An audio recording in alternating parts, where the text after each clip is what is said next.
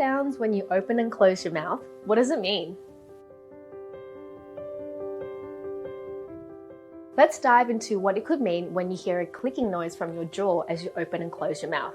A clicking sound normally indicates that the movement of your jaw joint isn't as smooth as it should be. Most of the time it's harmless and doesn't cause pain, kind of like cracking a knuckle.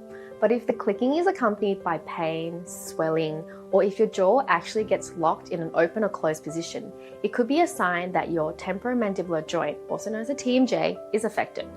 Now, this could be due to teeth grinding, trauma, misaligned teeth, or even a genetic issue. If you're experiencing any of these symptoms, it's important to have it checked by a dentist to avoid long-term complications.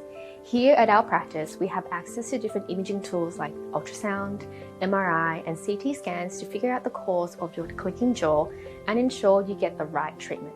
So if you or someone you know is experiencing a clicky jaw, share this with them and simply send us a DM to schedule a consultation.